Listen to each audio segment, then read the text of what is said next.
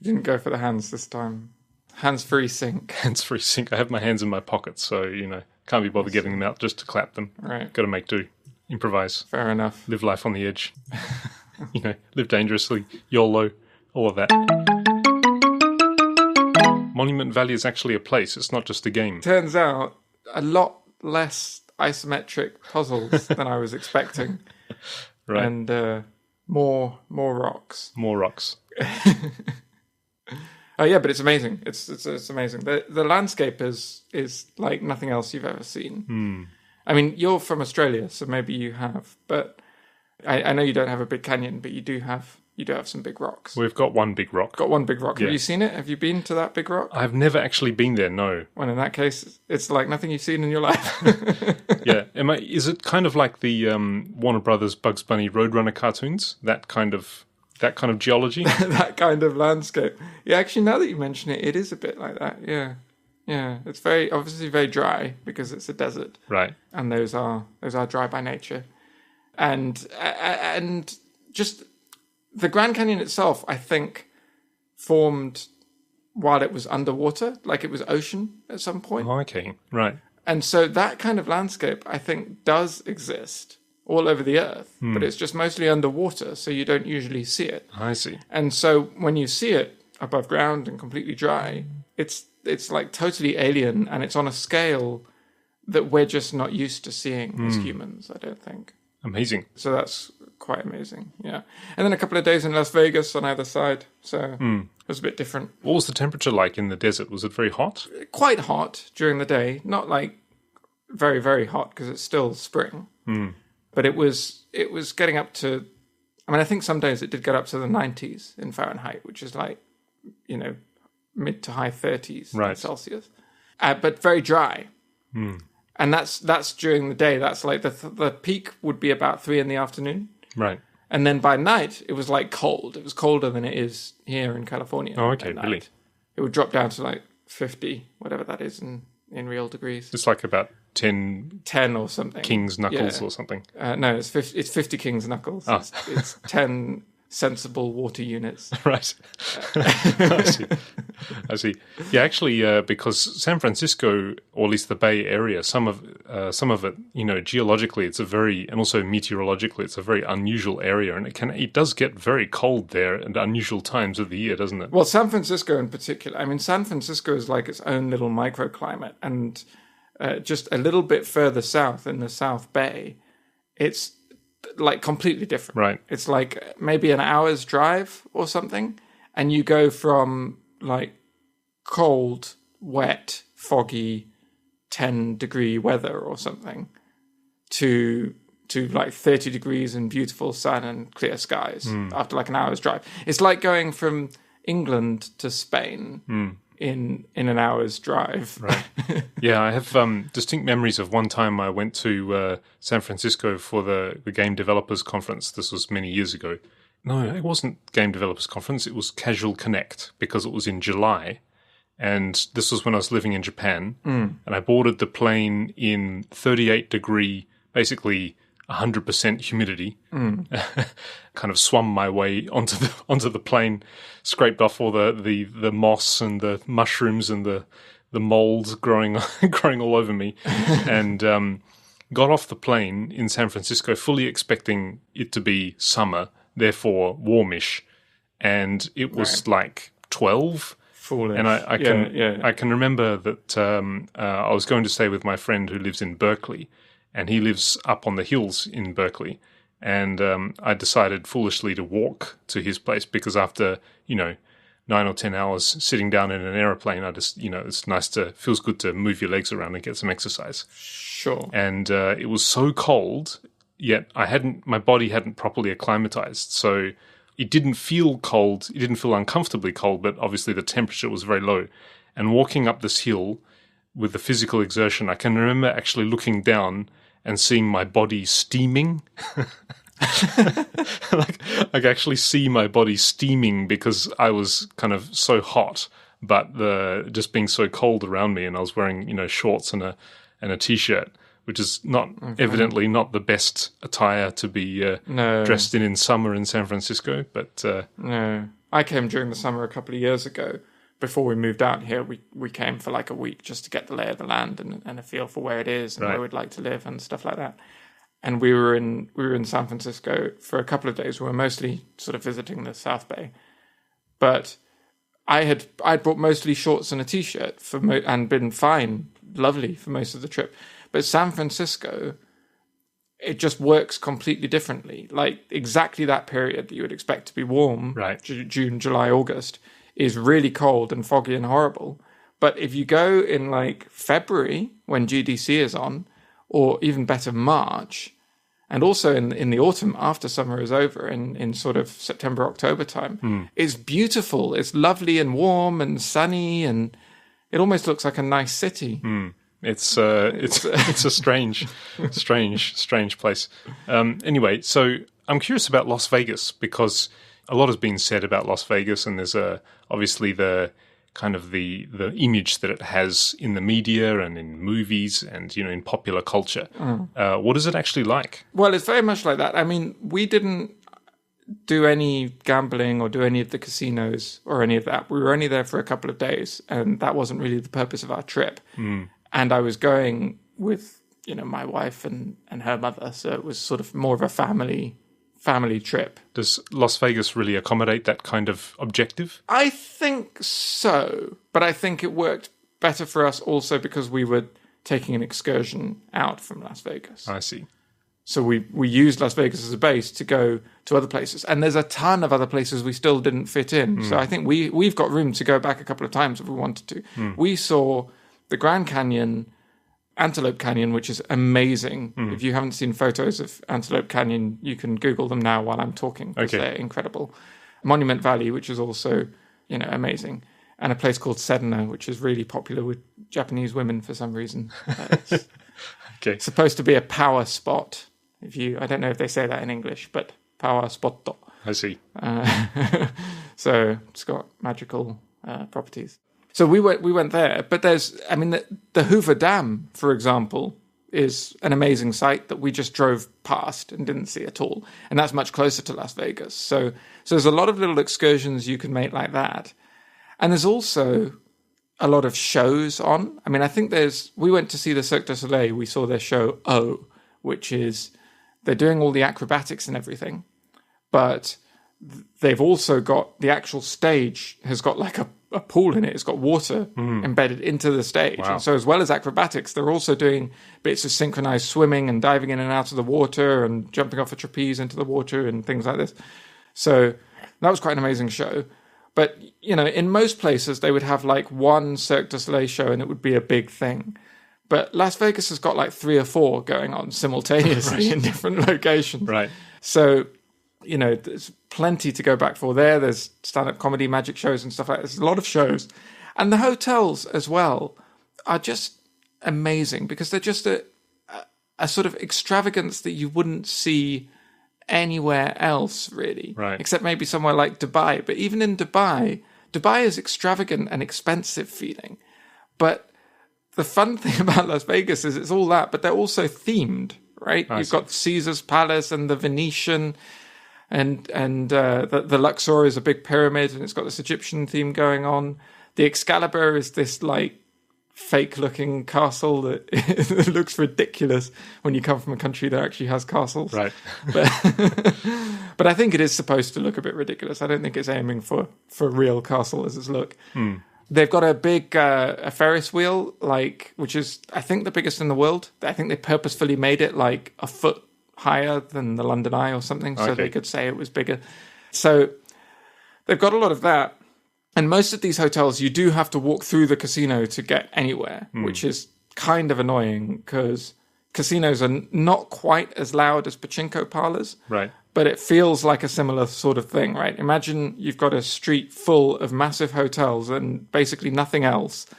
And every hotel you want to go into, you've got to walk through a pachinko parlor to get in there. Is that kind of like airports where they have their duty-free shop in between the entrance and the exit to the, like the boarding area or the departure lounge, so you have to walk through it? They've got slot machines all in where the gates are. So you have to walk past slot machines to get to your gate. I see. At the airport. So it's very much about the gambling Las Vegas. Right. But they've also, we went to see the Venetian, for example. We weren't staying there.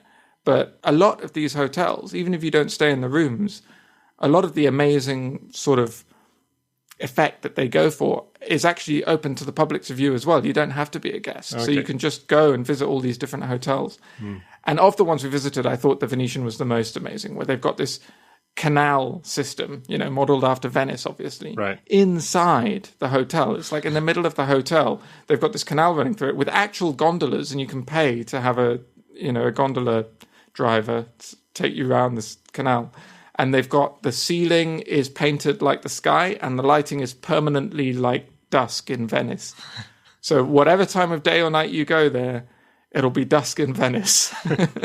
And you can eat at restaurants there, and they've got shops, and they have, occasionally they have this little sort of opera show. They've got a few people go and sing some famous opera songs and stuff. So, it was kind of weird, right? And there is something very tacky about it, but it's like taking a tacky thing and then doing it to such an extreme that it's like, fair enough, that is tacky, but you've done tacky quite well. Another example of how sort of Las Vegas is kind of a study in extravagance is this year, Las Vegas decided to create an ice hockey team. I see.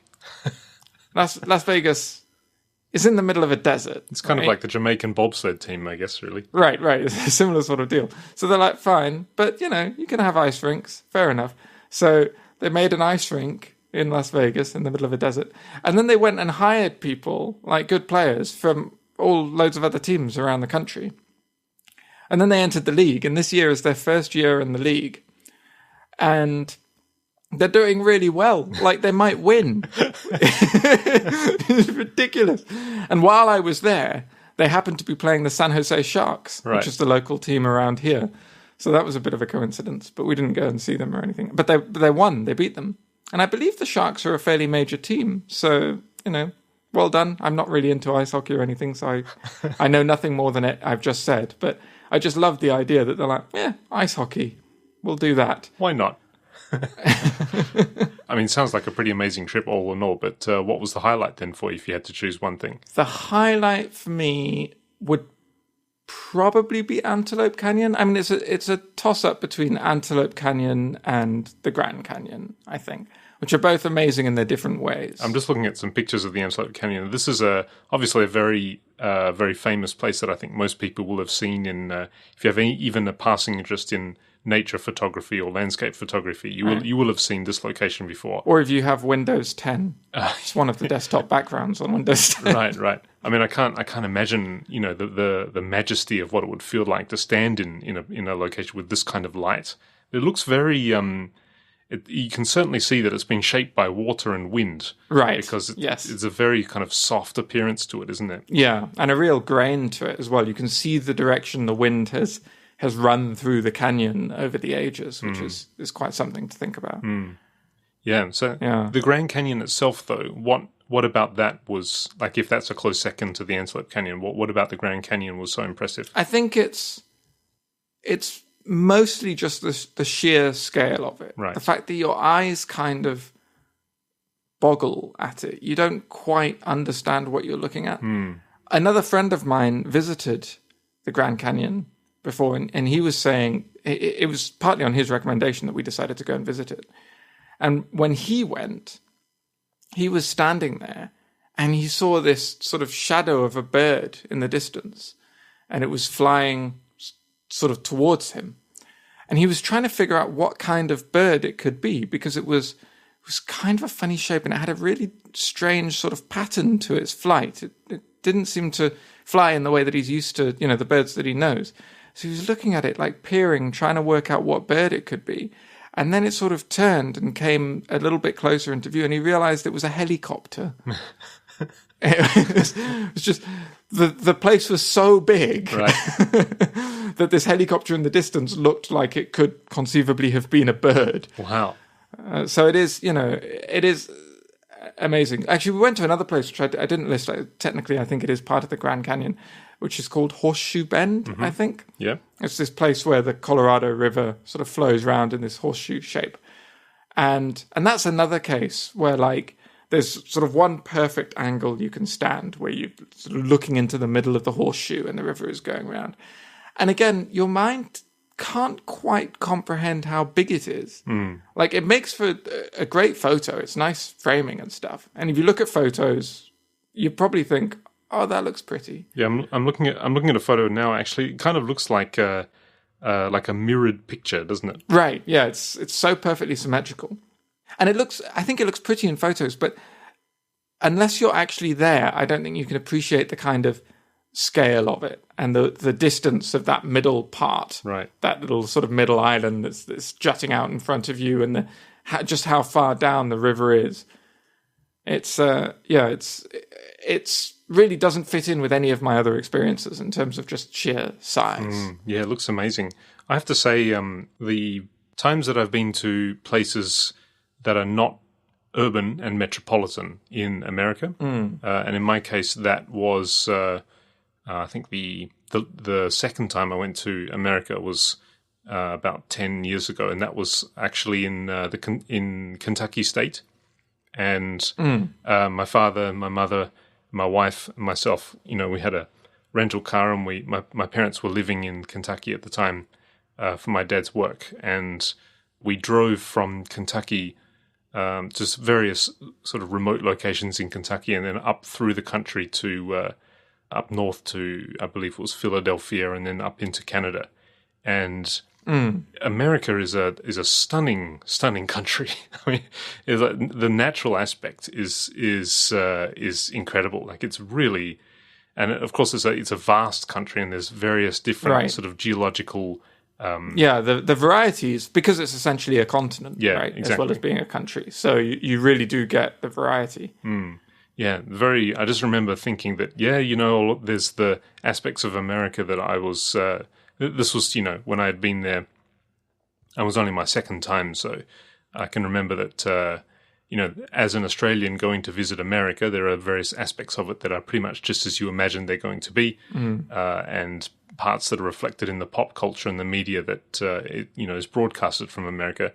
But then to be surprised by, this natural aspect that I really didn't expect it to be that beautiful was very, very impressive. And each time I go back, even in the cities as well, in some of the cities in the autumn, the color of the leaves and the color of the sky and the quality of the light. And, it's just a really, really beautiful country. Yeah, it is. And so, I mean, this trip has reminded me of a thing that I was already thinking, but I must try and stick to it now that I've remembered, which is that I do quite regret not taking better advantage of my location when I lived in Japan. Because I lived there for 7 years, and I never went to Korea, I never went to China, I never went to Taiwan, I never went to Vietnam. There's all these countries in that neck of the woods that I've wanted to visit for a long time, and I always intended to visit when we lived there.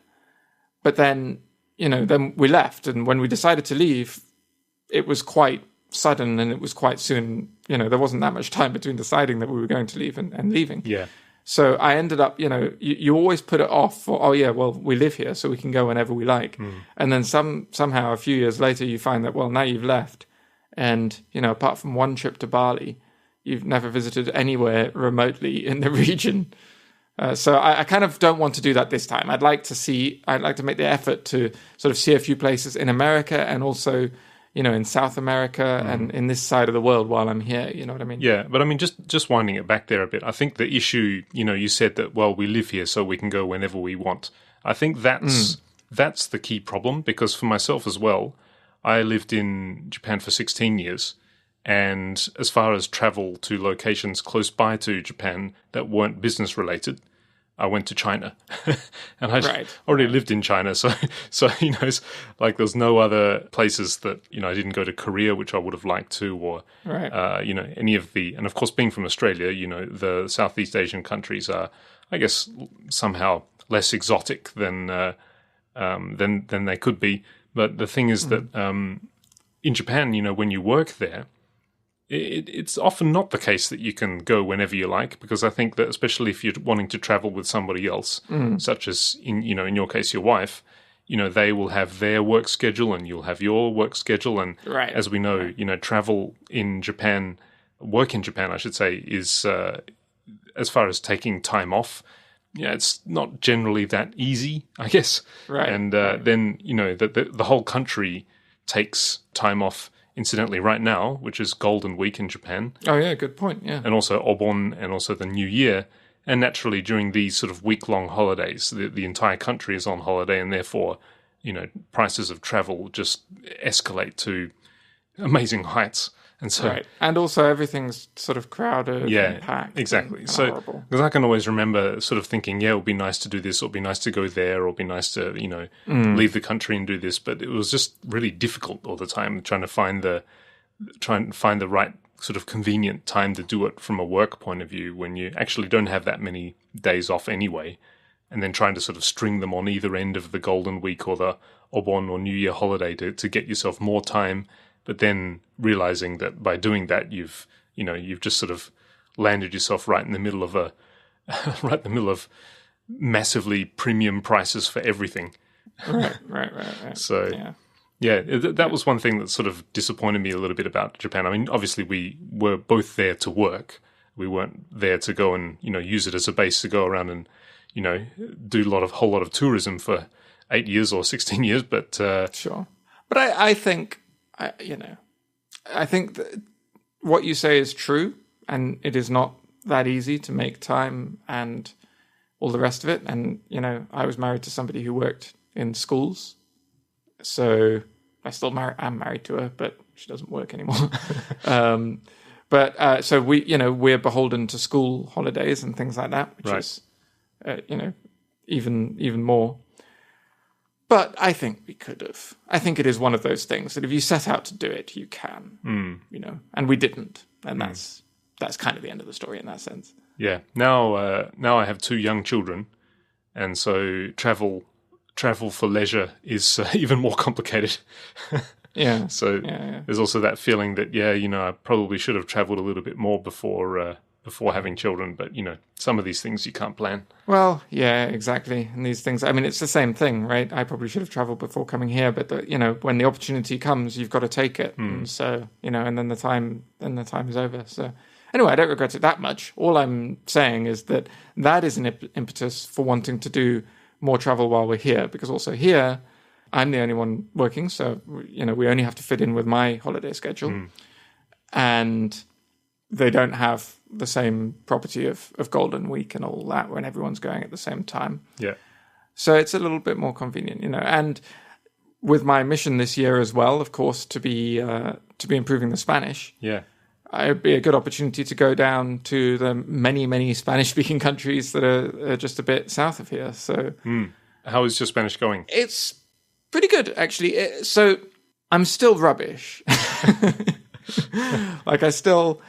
I'm trying to remember the last time we spoke about it. I think the last time we spoke about it, I was saying I was struggling to find people to speak with, and that I was, watching a lot of TV and reading a lot and stuff, but I needed to get more active practice. Right.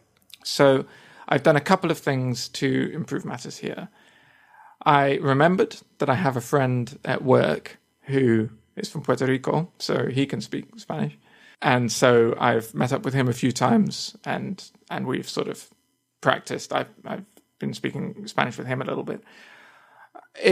My Spanish is still very slow, and you have to be very patient if you're going to be willing to sit for half an hour or something and talk to me in only Spanish, because it's, I've got a long way to go. And so it can be a little bit difficult, even with this guy. He's a friend and he's happy to help me, and I really appreciate his help. But, it's still kind of tricky. So as well as that, I have signed up to and started using the service that I mentioned last time, which is called italki. Right. And italki, just to refresh what I said before, is a paid service where there are teachers of various levels. There are some professional teachers who've been teaching in schools and things like that for years. Right.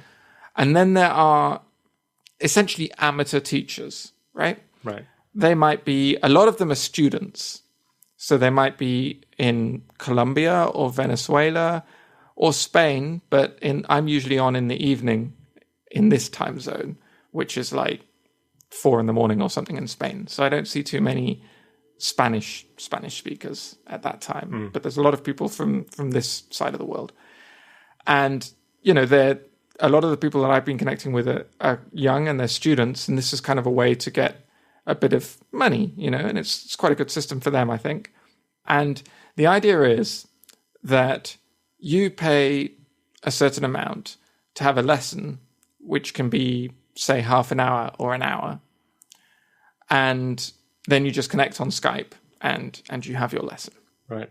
Now, the teachers can choose how much they're going to charge based on their own ability and level of experience. So you can pay like $20 for an hour with a professional Spanish teacher, and it's like having private lessons. And it's the sort of, reasonable price that you would expect for private lessons. And they will prepare a lesson plan for you and assign you homework and all of that. Or you can pay $4 to connect on Skype with like a student who is not a qualified teacher or anything, and they haven't got a lesson plan for you necessarily, but they're there and they'll talk with you. And usually, in my experience so far, when you make a mistake, they will correct you and they'll type in the Skype chat window the correction so you can go and study it later. So they're very helpful. They just happen not to be sort of fully qualified teachers and not to have put in all the background work beforehand. Right. So you have sort of kind of a range of prices that you can choose based on what you need. And you can mix it up as well. You can say, okay, I'm going to do one private lesson, which will then I'll study a load of stuff. They'll actually teach me stuff. And then I'll do a few cheap sort of conversation practice sessions, essentially, to practice all the things I learned in that private lesson. So you can kind of balance it how you like. Now, what I've been doing is studying on my own and then just doing the practice stuff. So I'm trying to go for a volume-based approach, right? Right. So I want to get the biggest bang for my buck. So I tend to go for quite cheap options. And I also tend to, rather than scheduling lessons ahead, there's a button where you can say, see who's available right now. And you pay like $1 extra or something for the kind of convenience of it, I guess. But that means you can just connect to someone straight away who happens to be free. And that's been really good. It's been, because you're paying, you don't have to feel self-conscious about like, am I boring the other person? Is this annoying for them? Right. Or, or are we going to be talking about the same thing again or anything like that? And you don't have to worry that you're using up their time because you're paying for their time, Right. So it's nice for that. And the people that I've connected with so far have been really, really helpful, really nice, friendly people, and they've taken it slowly. None of them have spoken to me in English at all, which I love. Wow. So they're all just, when I'm struggling, they just either stop and wait and let me work through it, or they try and guide me, but entirely in Spanish. So really good. So that's a success. I will put a link in the show notes, and the link will be I'll put a referral link because I think if you end up signing up using that, then you get $10 off and I get $10 credit or something like that.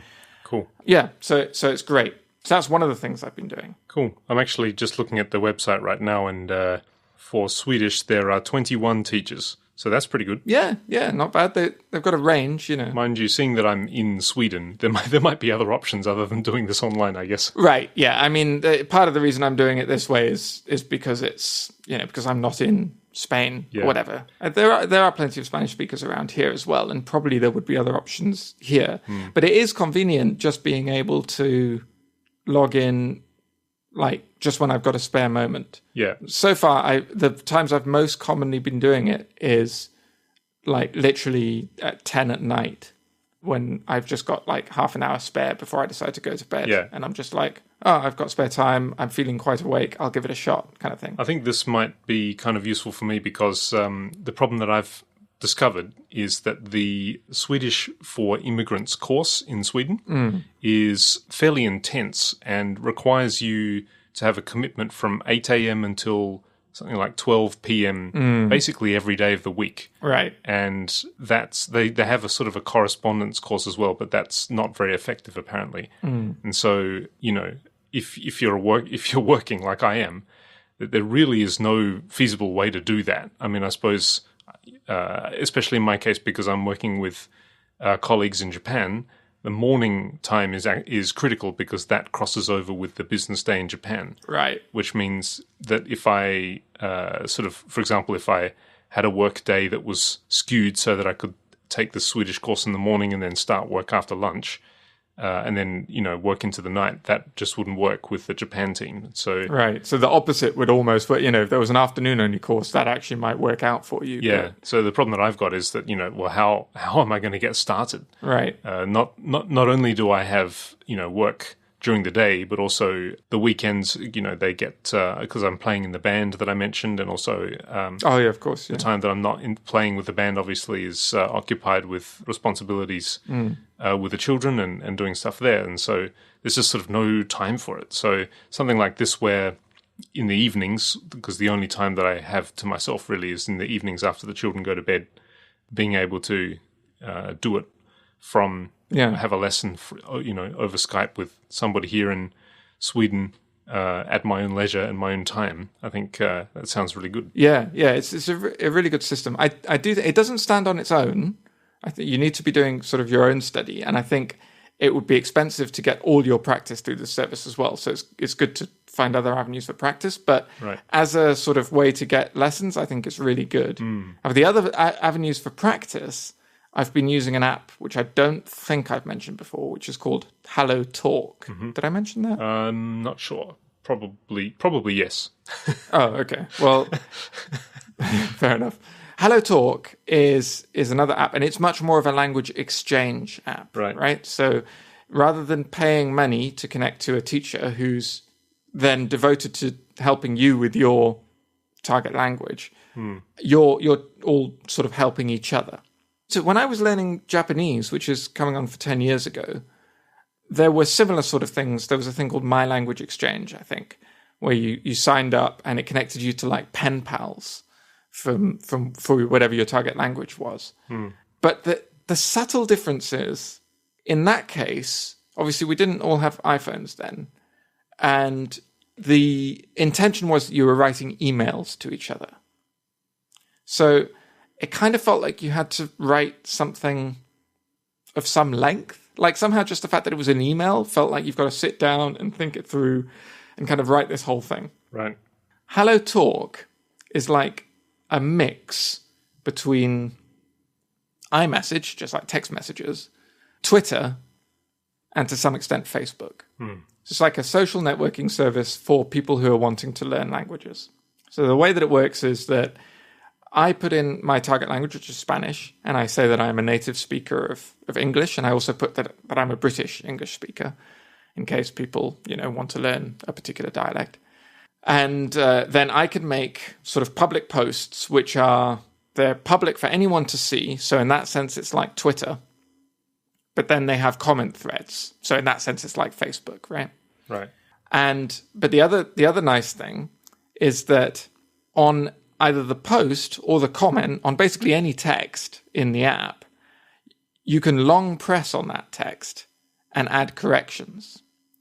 So say I write something in Spanish and I post it, and a native Spanish speaker from Spain or Peru or Colombia or wherever, they might log in and have a look, and they see my post and they spot a couple of mistakes. So they can just long press on that, and it'll bring them up into an editing window with my post already sitting there, and they can just go and fix the mistakes. And then what it will do, the app will compare the two, and it will highlight it. So it'll cross out in red the thing that they deleted from my post, and then write in green the thing that they added. So it's a little bit like a Git diff, if you like, but it's by word instead of by line, right? I see. So, and it's so easy and quick to do. And because it's so easy and quick to do, it's become part of the culture. Because I think part of the problem with these language exchange programs is that, you're kind of reluctant to correct each other, right? You find yourself, you're talking and they're talking and you want to be supportive of each other. And so you kind of skip over the mistakes. But because you've got this integrated system, everyone just does it. And then you just carry on the conversation. But you're getting all these corrections all the time. And anything somebody's corrected gets added to a list that you can go and study later. And the text message bit is exactly the same. Basically, if you find someone, that you're interested in, you can send them a private message.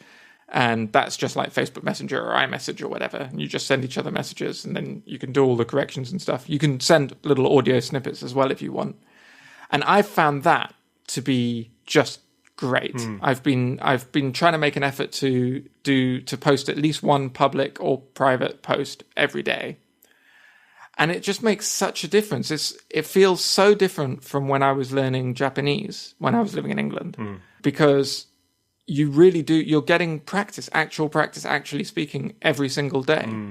That's great. Unfortunately, I just checked it up on the App Store here. Unfortunately, it looks like they don't have Swedish. Oh, it's not got Swedish as an option, as a language you can choose. Looks like. Oh, that's annoying. Yeah, anyway. I wonder why. Well, maybe it's just that it's not, just in the App Store description, they have a list of the languages that are supported and it doesn't include Swedish. Oh, well, that might just be the interfaces and translated to Swedish. That might be right. So you can probably put in any country, I'd have thought. But but it's great. It's been, I've met a couple of people who, I've found that I got along with. One of them is called Dani, actually. Right. He's from Madrid, and he's an industrial engineer, I think, or a mechanical engineer. Oh, nice. And he was playing about with his he stays up very late, so it suits me. He's in Madrid, but somehow our time zones match because he gets home from work at like midnight and then stays up till 4 a.m. tinkering with his Arduino. Right. So we end up chatting quite a bit. Well, maybe if he's looking for some choice English listening content to hone his English listening ability. Indeed. Shout out to Dani if you're listening. Good podcaster recommended for exactly that. Yeah. So it's great. And between that and then the dramas, I've been watching a couple of dramas. I've been watching El Ministerio del Tiempo, which I think I mentioned before, the Ministry of Time. But I've also been watching one called La Casa de Papel, which is called Money Heist in English, and is actually really good, even if you're not interested in Spanish. Okay. There's English subtitles available, and there's Japanese subtitles available as well. And I definitely recommend it for anyone listening, even if they're not studying Spanish, because I've just reached the end of the first series of that, and it's really good. So great. So how are you? What have you been up to while I've been doing all this Spanish? Yeah. So moving on from the language topic for a moment, I'm a bit scraped up at the moment. I've kind of grazed my knees and grazed my elbows with an epic face plant the other day. Oh, what were you doing? Playing with the kids? Yeah, I got a skateboard. Oh, that's exciting. Yes, well, here's the story. I live in between two bus stops, and these two bus stops are basically put me in between two train stations. So some kind of transport for myself is pretty important. We don't yet have a car here, so to get to the nearby train stations, I basically have to either catch a bus, in which case I've got to walk to a bus stop first and then get on the bus, or I can walk to the train stations themselves, but that takes about 20, 25 minutes either way. And so I thought, in my wisdom, what a great idea it would be to have a skateboard, because, unlike a bicycle, which you would leave out the front of a train station and then be worried about, especially if you go off to game industry-related events that often end very late, and you come back and it's sort of past midnight, and there's one bus every 30 minutes or so at that time of day or night, and it's kind of not really the kind of time you'd want to leave your bike at a lonely train station in the middle of nowhere. And so having a skateboard means that you could just carry it with you, and being the game industry, nobody really cares if you're carrying a skateboard. So I thought, yeah, that's a practical choice for transport. Sure. So I went to buy myself a skateboard. Now, a little bit of history. I used to skateboard a lot when I was about, 8 or 9, and that was in the 80s. Now, this is kind of interesting. It's fascinating the way that technology improves in areas where you think, well, right, you think they've figured it out. Yeah, that's right. you kind of think that the technology of skateboards, well, of course it's going to improve. But when you actually go to buy yourself a skateboard and you remember, the last time I rode on a skateboard was basically 30 years ago, it's kind of surprising how much things have changed. And there's a whole range of different options for skateboards now. There's different types. There's, long boards, and there's cruisers, and there's, a regular skateboard for doing tricks. And even within that, there's 4 or 5 different sizes, and there's different kinds of wheels. And, it's kind of nice that the standards for, how many holes you have on the trucks that fit, or how many, the size of the bearings that go inside the walls, that's all been standardized now, which is kind of cool. That's right. another kind of side effect of technology moving along, is things tend to standardize. But the other thing, as I mentioned, there are various sizes of skateboards. So I thought, well, if I'm getting this thing so that it can be basically portable and I can carry it when I'm not riding on it, then obviously I want something that's fairly small. Looking at the trendy penny boards, which are basically some kind of ABS kind of composite plastic skateboard, which is very, very light. They're very, very small. And I thought, it's maybe a little bit small, maybe, kind of hard to get used to after 30 years off of riding a skateboard. So I got a cheap cruiser skateboard. A cruiser skateboard is a skateboard that basically is not designed for tricks, but it has bigger, flatter, softer wheels. Flatter in the sense that a skateboard for tricks has a kind of a rounded profile on the wheels, whereas cruisers have big... Oh, around the edges, right? That's right. So they're kind of tapered off around the edges. So that allows, I guess, if you're doing tricks involving the board spinning around, it'll mean that the board can come back to rest on its top or on its bottom more easily that way if the wheels are rounded off like that. Right. Whereas a cruiser will have big, soft, wide wheels, which are obviously designed to roll comfortably and allow you to go over bumpy surfaces much more easily. Right. So I got a cruiser. It's probably about, I don't know, what would it be? Maybe just less than a meter long, so a little bit shorter. No, sorry. It must be about 60 centimeters, I guess. So it's a little bit shorter than a regular skateboard and quite narrow. Now, here's the interesting thing. So to cut to the end of the story, I fell off. And I fell off going downhill and did a fairly flamboyant faceplant, grazed up my knees and my elbows. I was lucky that I fell slightly on my side and I didn't fall on my phone, which was in my pocket. This was when I was riding along next to my son. He was riding on his bike, and I was riding on the skateboard, taking him to school. Oh dear, that must have been scary for him as well. He's seen me slip over on the ice before, so he's kind of used to watching his dad falling over. But anyway, here's the thing. So I was trying to, over the weeks since this accident, I've been kind of slowly unpacking the experience and breaking down why it happened and what I did wrong, and basically just trying to sort of break down how this happened so that it doesn't happen again. And here's the thing. When I was skateboarding before, 30 years ago, the shape of the skateboard was very different, and the construction of it was also very, very different. So to begin with, the skateboards back then were much wider, basically probably one and a half times wider than a modern skateboard for tricks. Right. They were much heavier, and they were essentially flat. Right. They're flat. Sorry, except for the tail, which kind of sticks up, obviously.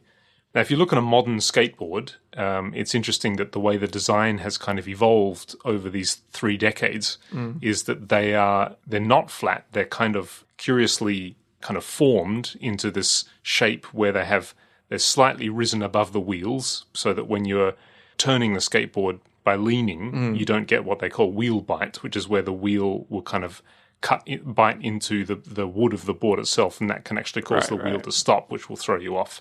Right. So they're kind of slightly formed that way. That also makes it easier to do tricks. Now, the skateboards these days are much, much lighter, like really light. The wheels are smaller. The hardware is better constructed. The board itself is much thinner. So the the skateboards that I used to ride on were very, very thick. They're very heavy. So in order to stop those skateboards, your main option would be to put your foot down on the back, which would cause the back of the skateboard to scrape along the ground. Right. Now, because of the weight of these things, in order to actually have any sense of control while you're doing that, I'm talking about the skateboards from 3 decades ago, there would be a large, kind of like a upside-down speed bump of plastic that you'd attach onto the back of the tail, which used to be called like a, what was it called? Like a grind bumper or something like that. I forget the actual name of it, but basically you'd have this on the back of the skateboard and it will slowly wear down the more that you're scraping along it. And then once it's worn completely down, you take it off and you replace it with a new one. Right. So that's how I used to stop on the skateboard. When I'm getting fast, then I would basically put my foot down on the back and kind of scrape the tail of the skateboard along until you slow down.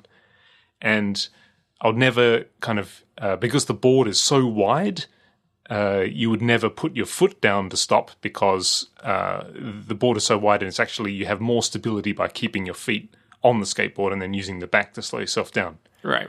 So you can see where this is going. This skateboard that I have now is very, very, it's very thin. So it's about half the width. I'd say what would be about maybe 20 centimeters wide. It's very, very thin. And going downhill, I realized a little bit too late, I can't slow down because this board, because of this kind of cruiser board, it actually sits quite a fair way above the ground. That's because the wheels are big, and that's because basically with this kind of cruiser board, you don't steer it. Like in the old days, you would steer the skateboard by pushing your foot on the back and then kind of lifting up the front and sort of lifting the board into the new direction that you want to go. Right. So a modern day longboard or this kind of cruiser board, you steer it by basically the trucks, which is the name of the hardware that connects the wheels to the board, has a rubber component in the middle that allows it to flex left and right and kind of in rolling action. And you just lean in the direction you want to go, right? Exactly. So you have the trucks loose enough so that you basically just lean and that will cause the wheels to sort of steer you in the direction that you're wanting to go. With this kind of cruiser board, that's the main way that you steer. So therefore, so that you don't get wheel bite, they sit quite a fair height off the ground compared to like a skateboard that's used for tricks. So pressing the back of the board down onto the ground lifts the board up to a pretty uncomfortable angle. Right. And being that there was no, whatever it was called, like the grind bumper or whatever, there's nothing on the back. You're basically just scraping the wood of the back of the skateboard along the ground if you want to slow down that way. So what I didn't realize is that the modern way to slow down a skateboard is to basically put your foot down. So you pivot your foot back forwards and you put your foot that you would normally use for pushing yourself along, and you kind of gently place it down to scrape it along the ground as like a foot brake. Oh, I see. So that's the modern way to slow down a skateboard. But I didn't know this. So burning down the hill, I kind of realized a little bit too late, geez, I don't know how to stop. I don't know how to slow down. Like like putting my foot on the back wasn't practical because it lifts the front up to this really high angle. And so I thought, well, how am I guess I was getting too much speed. You can tell that because the board was starting to wobble. Right. That's basically, your body gets into this chain reaction where you feel yourself going one way, so your feet will compensate the other way, but then, because of the speed, that will cause you to feel like you're getting out of balance that way, so you go back the other way, and basically this creates this sort of inescapable, vicious cycle of reactions, which causes you to wobble backwards and forwards as as you're going down the hill. Right. And so, okay, well, I'm going to have to jump off the skateboard now because I'm going too fast and I don't know how to stop and I don't know how to slow down. And it didn't occur to me that I could just put my foot on the ground because I guess, that muscle memory of riding a completely different kind of skateboard that function in a very different kind of way. You're not sitting and considering and thinking, what could I do? You're literally barreling down the road. Right. And not being comfortable enough to slow down the way that I used to, and also having a board of a completely different construction, I thought, okay, the only thing I can do here is just jump off. Right. So I did that, and obviously the momentum that I had moving forward caused me to fall forward when I landed on the ground. Right. And straight on my front, hands out, grazed up my the heels of my like the palms of my hands and my knees and my elbows, and it was just all very bad. Oh dear! And what happened to your skateboard? I mean, did that go I was fine. into the sunset? Yeah, it just kind of rolled off down the hill and into a bush and had making a new life for itself in Denmark. Had a good laugh for its rider. so yeah, it was kind of. So since then, I've kind of been practicing a little bit on flat ground, but it's so hard for me to rewire myself to operate this thing in a different way. And like that feeling of riding on a skateboard is a very distinct feeling. And the sort of the intuition takes over very quickly for me, because I did ride a lot when I was 8 or 9 or whatever. Right. And so very quickly my body feels like it wants to do what I used to do on those big, heavy, wide boards from the 80s. But with these tiny little modern things, like they just don't work that way, and you can't really use them exactly the same as those old vintage boards. Right. And so it's really been a struggle to kind of reprogram myself to operate this thing properly, and even just the act of putting my foot down to scrape it along the ground like a shoe brake is really hard. So I'm not in a good place at the moment with my skateboard, and so as a result, last weekend you were so excited to get it as well. Yeah, last weekend I went out and bought a bike. Oh really? Oh, you went out. I was going to say, are you going to buy an old, like a vintage skateboard? Yeah, that might. I think I made a few mistakes. Number one, I should not have gone with a small cruiser board. I should have gone with a proper big regular skateboard. Right. The cool thing at the moment is that because all these parts and the sizes, they're all interchangeable and very standardized now. You can buy just a regular skateboard board.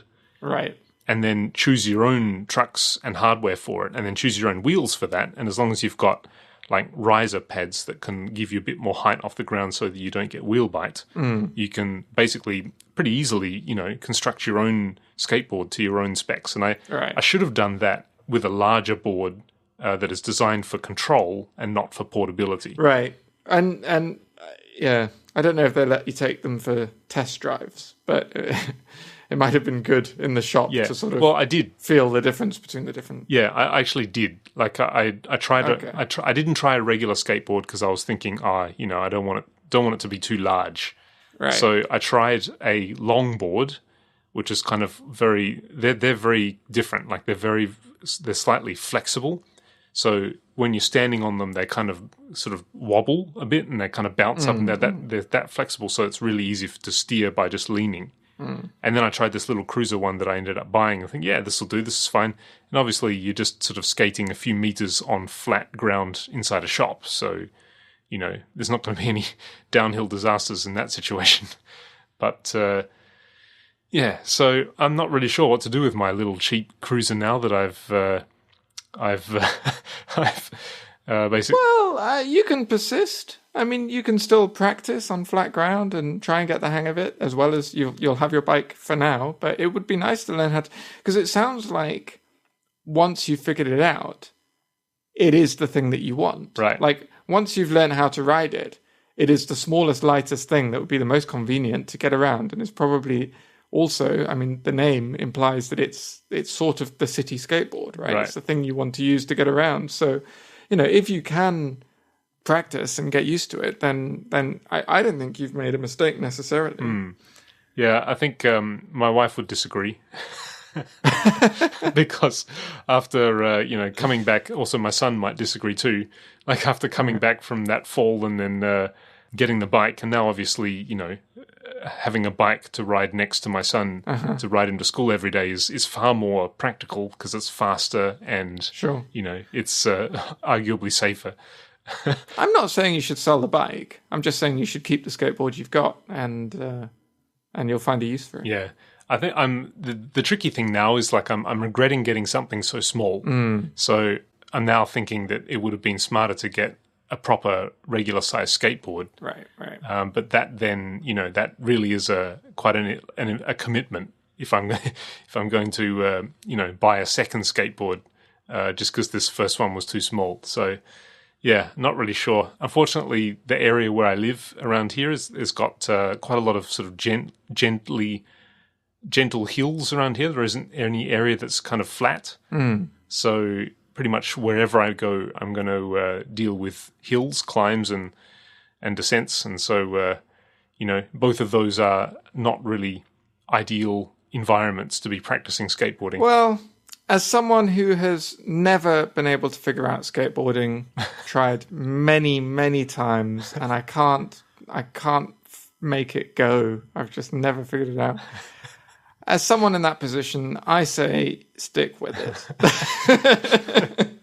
Yeah. The thing is that, the penny board, I don't know, have you heard of the penny board? No. Okay. The penny board is it's a brand of skateboard. As I mentioned, it's made of like some kind of composite plastic.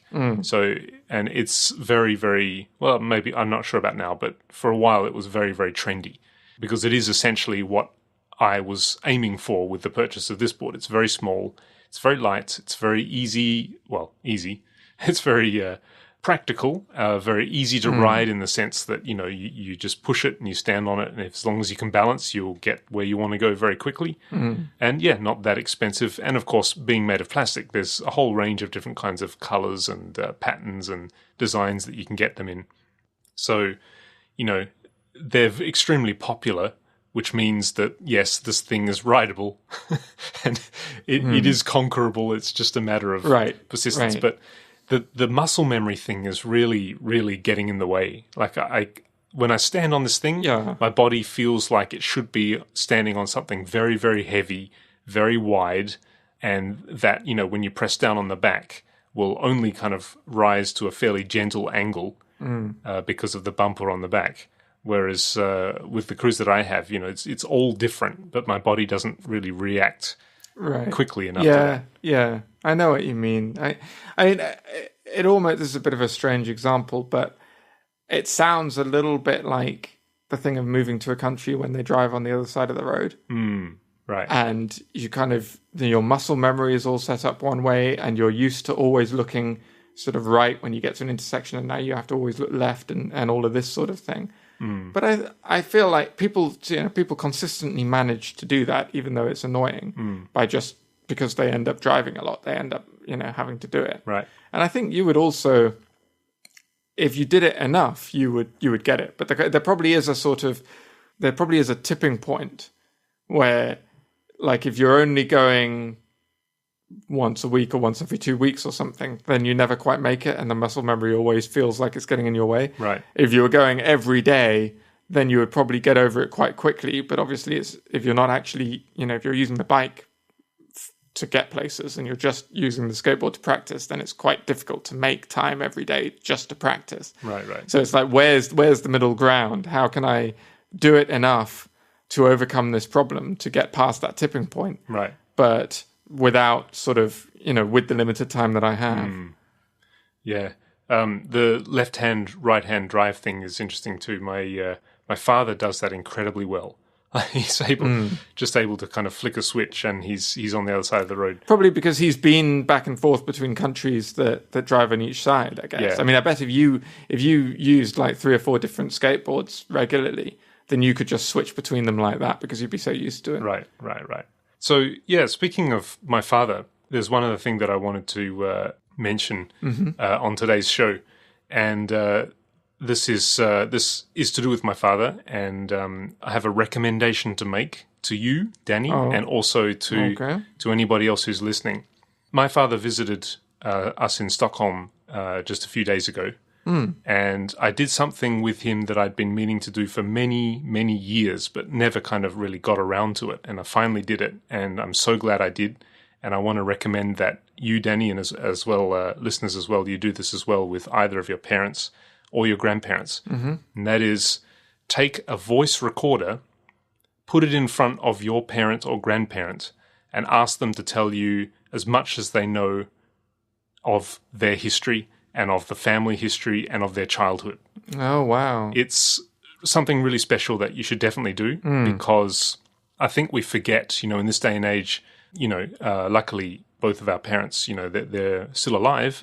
And obviously they are living in a different era now compared to when they were children. And because, by and large, our parents are fully assimilated with this new era because they've been living it and it's been a gradual change for them, it's easy to forget the extent to which their lives were different when they were much, much, much younger. And if you ask them to just describe to you, tell me about what you remember of when you were a teenager or what you remember of before that. Tell me about, what you know of your grandparents, what you know of your grandparents' parents, any of that. To actually have them write about it is good, but there's something about hearing them talk about it which captures, their values, the things that they laugh at, the things that they become very solemn about when they're talking, which it becomes like a really precious sort of time capsule of not only the history of their upbringing, but also kind of the history of their personality, And I got the sense that the recording that I made with my father was 2 hours long. Right. And I got the sense as we were going through it that this recording is going to be something that's going to be extremely precious for me and for my children and for my children's children to actually hear, their grandfather or their great-grandfather talk about their history from a time that at that stage when they're listening in the future will be so long ago. It was just really, really special. And there's the added benefit in our case that my father actually is very, very interested in our family history and has done a lot of research, actually way back to I think the furthest back he knows is sort of the 1700s in Britain. Oh, wow. Yeah, he's very knowledgeable of the male side of the family with basically tracing back the name May back. I think he's traced it back from 8 generations from me or 9 generations from my son. Wow. And yeah, he has an amazing memory for dates and for places and for names and relationships between people. And he's traced it all the way back to the furthest that he's gotten back is a pub in a place called Chigwell, which is in London. And the pub is called the Maypole Inn. Oh. And it actually still exists. And the earliest ancestor was called Richard May. And apparently Richard May used to work and live at the Maypole Inn in Chigwell in London in, I'll have to check the recording now to get the dates accurate, but I think sometime in the 1700s. Oh, wow. And it was it was Richard May's grandson who made the journey to Australia. And then many, many generations later comes my father and myself. So in this recording, he basically laid out pretty much all that he could recall in that moment of the entire history of all of these May men, stepping back to Richard May from the Maypole Inn in Chigwell. And wow, what a precious recording. I mean, it was just amazing. So wow. Yeah, no, it sounds absolutely amazing. And so in your case, it wasn't just your father's life, but also everything he knows about the whole sort of history of the family going back generations. I wonder, how do you structure something like that? Because I've got a feeling, I mean, it does sound like an amazing thing to do. I think in my case, I would probably want to do it with both of my parents and have them both together, because I think they would sort of play off each other in a way that would be interesting.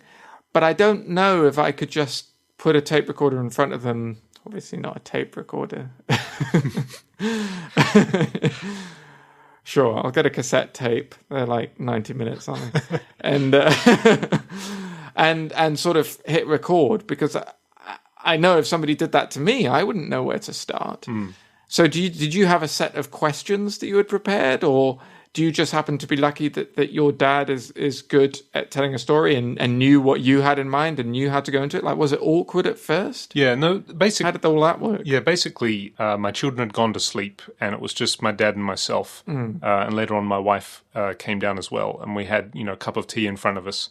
and he started talking about, his recent discoveries about Richard May, basically. Oh, okay. So he brought it up. Yeah. So you hadn't planned on doing this. No, so he started talking about this, and then you remembered. That's right. So I said, "Oh, hold on, stop there. Do you mind if I record this?" Right. And he said, "Oh, okay, if you want. I mean, I don't care." So I ran in and I got my.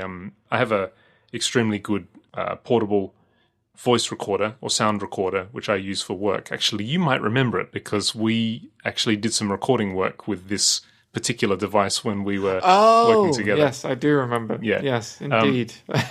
Anyway, so yeah, I grabbed that, and this is a great device because you can set it up, and it will record to its own internal memory, a maximum record time of basically about 4 hours, or you can increase that. This is a Sony M10, and you can increase that with SD cards.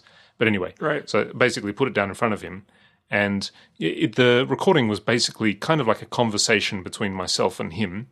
And at points where it was necessary, I would ask him certain questions to get more detail about what he was talking about. So it sort of became like an interview, essentially. But yeah, it wasn't awkward at all because he was starting anyway, and I could just, Right, But right. I see, yeah. I think coming up with some simple questions to begin with, like in your case, your parents have an incredible background in different countries and different experiences.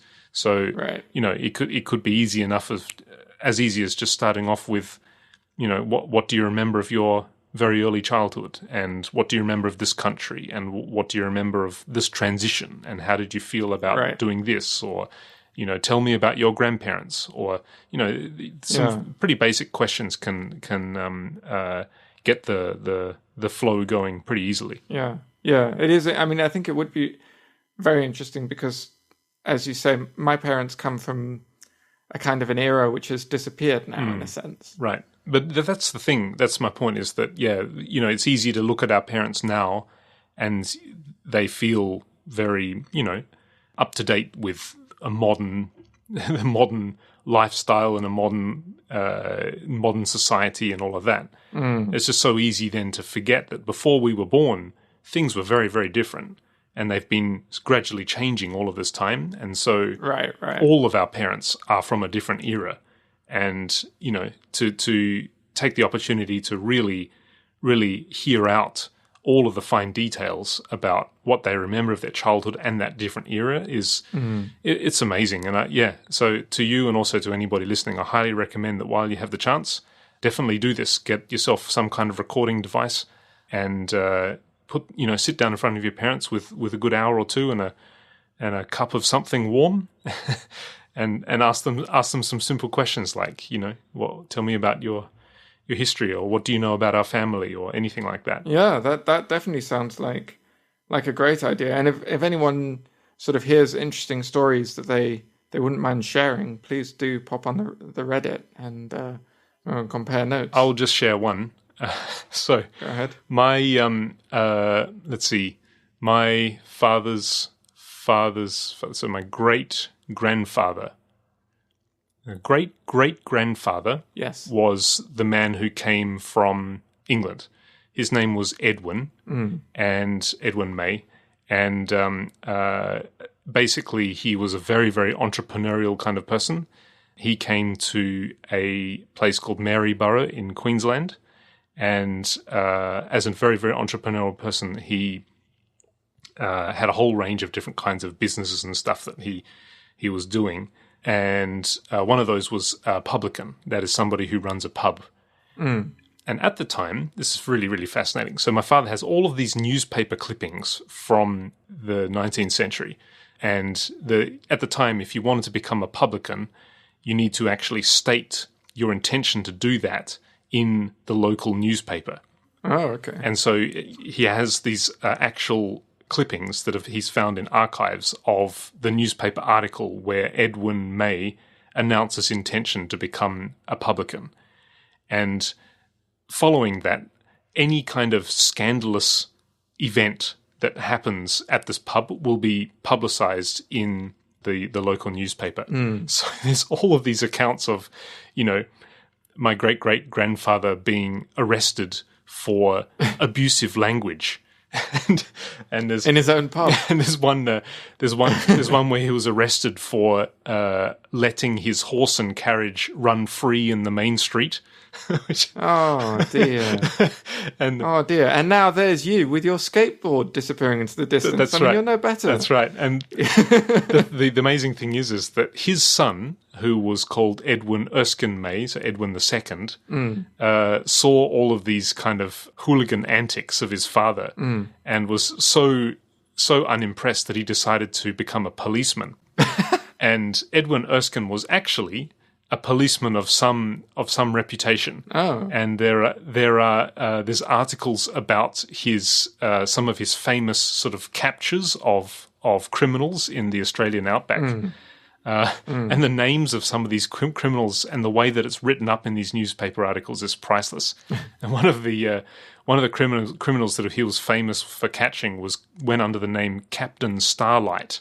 Nice. And Captain Starlight was, famous for raping and robbing shops and banks and stuff like that. And it paints, reading these newspaper articles kind of definitely paints this picture of early Australia being like this kind of Wild West with Wild East, I suppose. Yeah, Wild East or Wild South with criminals with names like Captain Starlight. Arrested. And Captain Starlight is very glam rock. Arrested into custody by Constable Edwin Erskine May.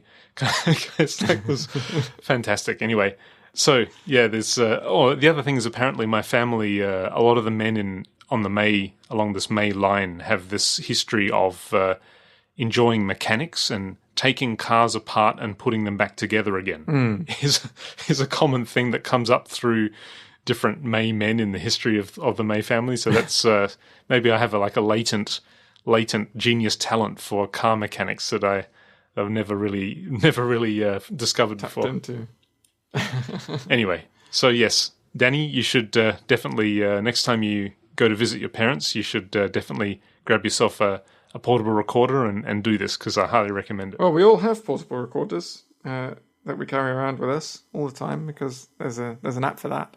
Indeed. So, should be doable. I will be visiting them later this year, although it sounds like it's going to be a pretty packed trip. So I don't know if we will have a spare hour or two. But yeah, no, that sounds like an amazing thing. It's not something that I've ever really heard of before or thought of doing. I mean, you hear of people who kept journals and then their grandchildren sort of get a hold of those journals or inherit them or whatever. Right. And that's like a very treasured memory. Right. And that is also amazing.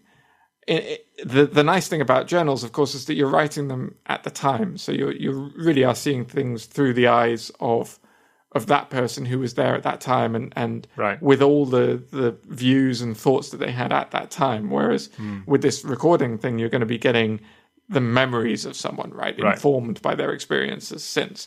Both very valuable, but in a different way. Right. But the thing with the journal, of course, is they have to have been writing it for the last however many decades. And if they haven't, you can't go back and make it so. Exactly. And the other thing about a journal is that it's a lot of reading. Right. And it may not all of scribbly handwriting half the time. Right. And it may not all be information that is particularly fascinating or particularly relevant to what you're interested to learning about.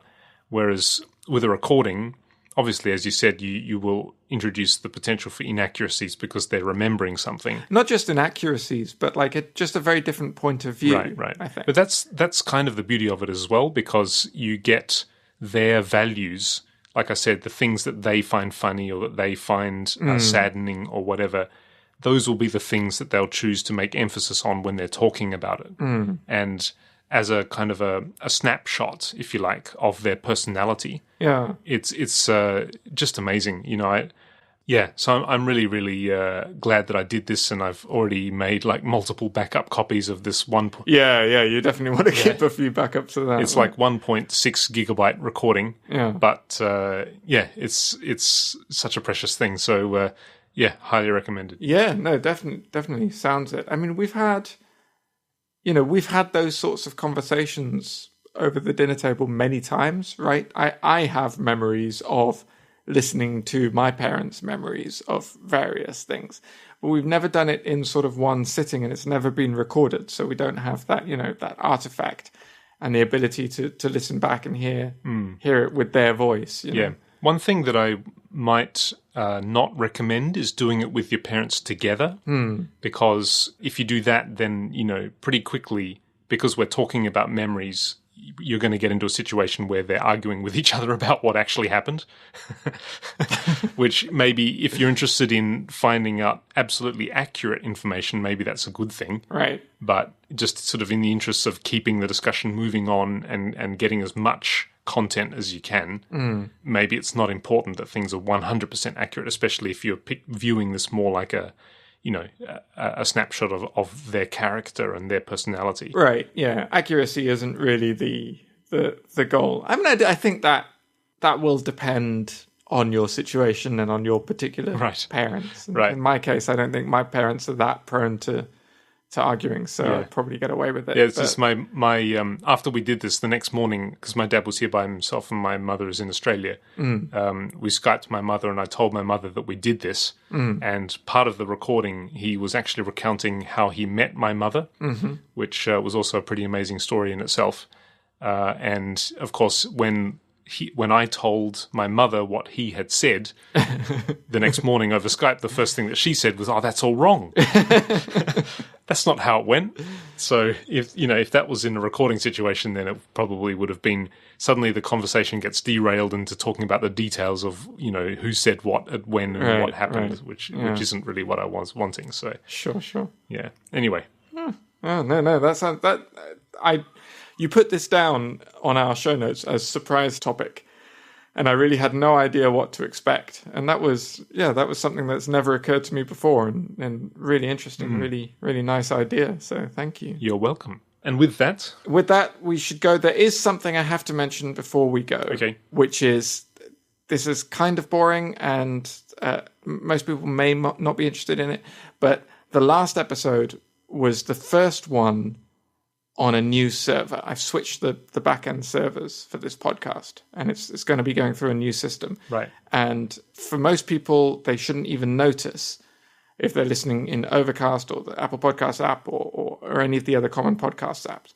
But I've been looking through the statistics on the old system, and I'm still getting like 1 or 2 downloads a day. Oh, really? From people who are listening in the browser. And I think they're going to the old website. Right. Which was the Libsyn website, station13.libsyn.com. That website will cease to work within the next month or so. Okay. So I just want to, if anybody is listening to this through the Libsyn website, the new website is at station13.fm. So please update your bookmarks and you can listen there instead, because the one you're going to at the moment will not last for much longer. So there it is. That is my announcement. Excellent announcement. Thank you. Thank you very much.